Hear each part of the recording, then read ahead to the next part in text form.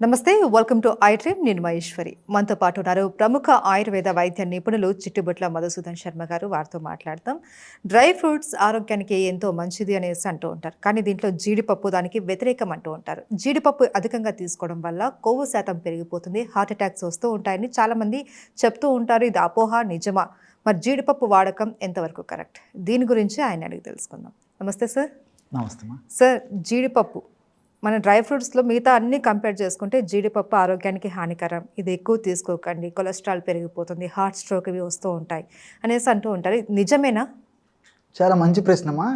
ఈ మధ్యకాలంలో వివిధ రకాలైనటువంటి కారణాల వల్ల, ఈ సోషల్ మీడియా ప్రచారం వల్ల, ఆరోగ్యం పైన స్పృహ అవగాహన పెరగడం వల్ల చాలామంది ఈ డ్రై నట్స్, డ్రై ఫ్రూట్స్కు అలవాటు పడుతున్నారమ్మా. ఇది ఆరోగ్యకరమైనటువంటి పరిణామమే సమాజంలో. కానీ మీరు అన్నట్లు ఈ డ్రై ఫ్రూట్స్లో ముఖ్యంగా ఈ క్యాష్యూ నట్స్, జీడిపప్పుకు సంబంధించిన అనేక రకాలైన అపోహలు ఉన్నాయమ్మా. వాస్తవాలు తక్కువ ఉన్నాయి, ప్రజలకు తెలిసినటువంటివి అపోహలు ఎక్కువ ఉన్నాయి. కాబట్టి డ్రై ఫ్రూట్స్లో అత్యంత రుచికరమైనటువంటి డ్రై ఫ్రూట్ అంటే ఇన్ ది సెన్స్ డ్రై నట్ జీడిపప్పు, క్యాష్యూ నట్. కమ్మగా ఉంటుంది, చాలా రుచికరంగా ఉంటుంది, ఎంత తినంగా తినాలని అనిపిస్తూ ఉంటుంది. సో దీన్ని స్వీట్స్ తయారీలో అంటే పాయసము, హల్వా, పొంగలి, స్వీట్స్ పొంగలి ఇలాంటి వాటిలో వాడుతుంటారు, లడ్డుల్లో కూడా వాడుతుంటారు. అట్లే ఈ కార పదార్థాలు, బూందీ, మిక్చర్ ఇలాంటి వాటిలో కూడా వాడుతుంటారు.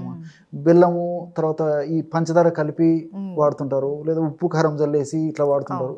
మన జీవన విధానంలో, ఆహార విధి విధానంలో జీడిపప్పును ఆ పద్ధతిలో ఉపయోగిస్తుంటారు. కానీ ఇక్కడ చాలామందికి దీని మీద స్పష్టమైనటువంటి అవగాహన లేదమ్మా. యాక్చువల్గా ఏంటంటే జీడిపప్పులో అత్యద్భుతమైనటువంటి పోషక విలువలు ఉన్నాయి. ఈ కాలంలో వచ్చేటువంటి జబ్బులు అంటే కార్బోహైడ్రేట్స్ ఎక్కువగా తీసుకోవడం వల్లనే ఈ కాలంలో అనేక రకాలైన జబ్బులు వస్తున్నాయి. కార్బోహైడ్రేట్ శాతం తక్కువ, అందులో ప్రోటీన్స్ ఎక్కువ ఉన్నాయి, తర్వాత ఫ్యాట్స్ ఎక్కువ ఉన్నాయి, ఫైబర్ ఉంది. వీటితో పాటు ఆర్జమం అని చెప్పేసి ఒక అమినో యాసిడ్, దీంతో పాటు కాల్షియము, ఫాస్ఫరస్ ఇలాంటి మినరల్స్, అనేక రకాలైనటువంటి దేహానికి ఉపయోగపడేటువంటి ఈ బి కాంప్లెక్స్ ఫ్యాక్టర్స్ ఎన్ని ఉన్నాయమ్మా. సో పోషకయుక్తమైనటువంటి ద్రవ్యము ఈ యొక్క డ్రై నట్టు, ఈ క్యాష్యూ నట్ అంటే అతిశయోక్తి కాదు. కానీ ఇక్కడ దీని పరిధులు, పరిమితులు అయితే దీనికి ఉన్నాయమ్మా. ఇక్కడ మీరు అడిగినట్లు కొలెస్ట్రాల్ పెరుగుతుందనే ఉద్దేశంతో తినరు అని చెప్పేసి ఇంతకుముందు చెప్పారు కదమ్మా. చాలా మందికి కొలెస్ట్రాల్కి, కొవ్వుకి తేడా తెలియదు అమ్మా. కొవ్వు వేరు, కొలెస్ట్రాల్ వేరుమా. సో కొన్ని పదార్థాల్లో కొవ్వే ఉంటే కొన్ని పదార్థాల్లో కొవ్వు, కొలెస్ట్రాల్ రెండు ఉంటాయి. ఉదాహరణకి ఇప్పుడు ఈ వెజిటబుల్ సోర్స్ అంటే మనకు ప్రకృతిలో దొరికేటువంటి ఈ యొక్క వృక్ష సంపదలో దేంట్లో కూడా ఈ యొక్క కొలెస్ట్రాల్ ఉండదమ్మా. చాలా మందికి తెలియదు. జంతువుల నుంచి వచ్చేటువంటి ఆహార పదార్థాల్లోనే ఈ యొక్క కొలెస్ట్రాల్ ఉంటుంది, కానీ ఈ దీంట్లో అయితే ఉండదమ్మా. Sorry, cholesterol. కొవ్వు ఉంటుందమ్మా, అందుకే నేను ఫ్యాట్ అని చెప్పాను. జంతు సంబంధమైనటువంటి ఆహార పదార్థాల్లో కొవ్వు, కొలెస్ట్రాల్ రెండు ఉంటాయి అమ్మా. వృక్ష సంబంధమైనటువంటి ఆహార పదార్థాల్లో కొలెస్ట్రాల్ ఉండదు, కొవ్వు మాత్రమే ఉంటుంది. ఇది చాలా మందికి తెలియదమ్మా. మీరు ఏదైనా చూసుకోండి, పాలు జంతు సంబంధమైనటువంటి పదార్థం, మాంసాహారం జంతు సంబంధమైనటువంటి పదార్థం, ఇలాంటి వాటిల్లో అయితే రెండు ఉంటాయి, కానీ మనకు వృక్ష జాతులు అయితే ఉండదమ్మా. కాబట్టి కొవ్వు ఉంటుంది కానీ కొలెస్ట్రాల్ ఉండదు. కాబట్టి దీనివల్ల ఇలాంటి కొవ్వు ఉన్నటువంటి పదార్థాన్ని తీసుకోవడం వల్ల ఏమవుతుందంటే క్యాలరీస్ ఎక్కువ ఉంటాయి కాబట్టి శక్తిని ఎక్కువ వస్తుంది ఒకటి.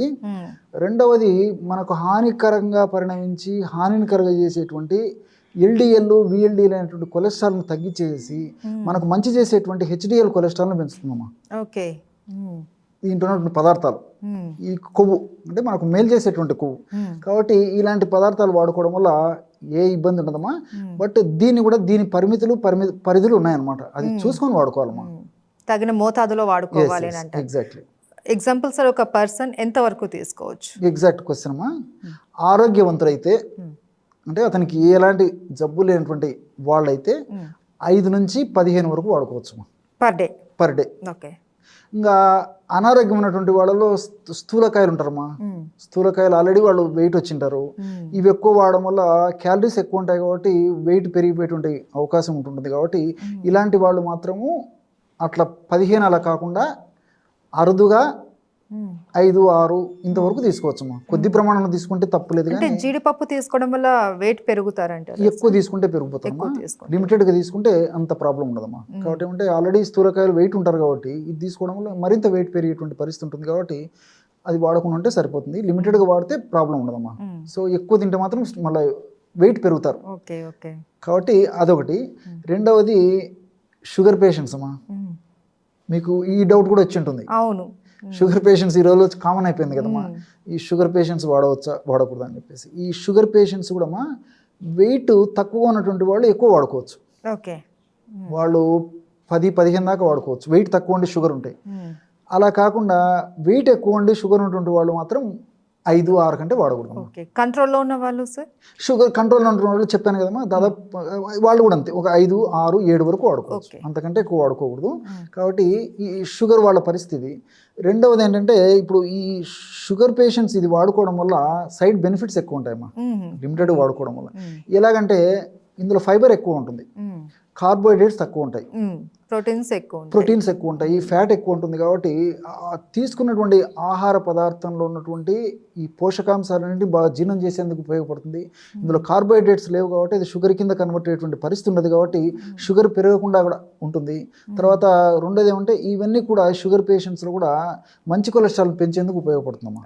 కాబట్టి మితం హితం, తినమని చెప్పామని చెప్పేసి 20 తిని 40 తిని 50 తిని కాకుండా పరిస్థితిని బట్టి వాడుకోవడం వల్ల చాలా అద్భుతమైనటువంటి ఆహార ఔషధ గుణాలు దీంట్లో ఉన్నాయి కాబట్టి చాలా చక్కటి ప్రయోజనం చేకూరుతుందమ్మా. కాబట్టి ఈ పద్ధతిలో వాడుకోవాల్సి వస్తుందమ్మా.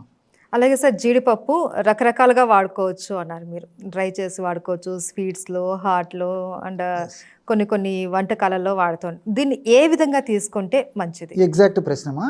నిజంగా చాలా మందికి అవగాహన లోపంతో జీడిపప్పును వివిధ రకాలుగా వాడుతుంటారమ్మా. జీడిపప్పు మంచి చేసినా జీడిపప్పులో కలిపేటువంటి పదార్థాలు చెడుపు చేస్తాయి, చాలా మందికి తెలియదమ్మా. బెల్లం, పంచదార, లేకపోతే ఏదైనా కారపు వస్తువులు తయారు చేసుకునేసరికి మనం ఈ మిక్చర్లు, బూందీలు ఇలాంటి వాటిలో కూడా కారము, ఉప్పు కారం చల్లేసి ఇస్తుంటామా. ఇది ఎప్పుడోసారి పండగనో పబ్బమో ఇలాంటి వాటిల్లో అయితే ఆ పద్ధతిలో వాడుకుంటే సరిపోతుంది. కానీ డైలీ రెగ్యులర్గా హెల్తీ హ్యాబిట్స్లో భాగంగా ఆహార ద్రవ్యంగా, పోషక ద్రవ్యంగా, శరీరానికి ఉపయోగపడేటువంటి ద్రవ్యంగా వాడుకోవాలంటే జీడిపప్పుని అలాగే వాడుకోవాలి. అలాగే అంటే మళ్ళీ ఇక్కడ కూడా ఇంకో సందేహం వస్తుందమ్మా, ఎందుకంటే దాంట్లో ఫ్యాట్ కంటెంట్ ఎక్కువ ఉంటుంది కాబట్టి అలాగే వాడుకోవడం వల్ల కొంచెం జీర్ణం కావడం చాలా టైం తీసుకుంటుంది అనమాట. అలా కాకుండా అలాగే ఇన్ ది సెన్స్ నానబెట్టేసేస్తే దాంట్లో ఉన్నటువంటి అంశాలు చాలా తేలిగ్గా తయారైపోతాయి. నైట్ నానబెట్టి మార్నింగ్ 4-5 గంటలు నానబెట్టినా సరిపోతుంది, లేదా రాత్రి నానబెట్టేసి కూడా పొద్దున్న తీసుకోవచ్చు. అలా తీసుకుంటే ఎలాంటి ఇబ్బంది ఉండదమ్మా. కొంతమందికి ఏమంటే ఒక 5, 6, 7, 8 జీడిపప్పులు తినేసరికి పొట్ట ఉబ్బరించడము, అనీజీగా ఉండడము, తర్వాత ఏదో ఆకలి కాకపోయినట్టు ఉండడము, ఇలాంటివన్నీ ఇబ్బందులు ఉంటాయి. సో నేను చెప్పినట్లు రెగ్యులర్గా వాడుకోవాలంటే జీడిపప్పుని కనీసం 5-6 గంటల సేపు నానబెట్టేసి తగిన మోతాదులో తగిన పద్ధతిలో వాడుకోవాలమ్మా. అట్లా వాడితే ఎలాంటి ప్రాబ్లం ఉండదు. అండ్ వన్ మోర్ థింగ్ ఏమంటే బరువు పెరగాలనుకునేటువంటి వాళ్ళు ఇంతకుముందే నేను చెప్పినట్టు ఎక్కువ వాడుకోవచ్చు, 15 వరకు కూడా వాడుకోవచ్చు. అదేవిధంగా శక్తి కావాలనుకున్నటువంటి వాళ్ళు, అదేవిధంగా ఈ గర్భవతులు, బాలింతలు, వీళ్ళందరూ కూడా తర్వాత ఎక్కువ కష్టం చేసేటువంటి వాళ్ళు, కొంతమంది బాగా కష్టం చేస్తుంటారు, నీరస పడిపోతుంటారు అనమాట. వీళ్ళందరూ కూడా ఎక్కువ శ్రమ చేసేటువంటి వాళ్ళు, వీళ్ళందరూ కూడా నేను చెప్పినటువంటి మోతాదులో వాడుకోవచ్చుమా. మిగతా వాళ్ళు మాత్రం చూసుకొని వాడుకోవాలమ్మా. పరిమితి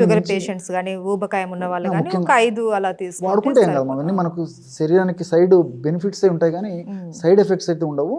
బట్ వాడేటువంటి విధానం కూడా ఇంతకుముందు చెప్పినట్లు ఎప్పుడో ఒకసారి అయితే మిక్చర్లోనో స్వీట్స్లోనో కలుపుకొని పంచదార, బెల్లం ఇలాంటివన్నీ వేసి తీసుకోవచ్చు. కానీ రెగ్యులర్గా హ్యాబిట్ ఉండి మన ఆరోగ్యం కోసం ఉపయోగపడాలంటే ఒక 4-5 గంటలు నానబెట్టి తింటే ఎలాంటి ప్రాబ్లం ఉండదమ్మా.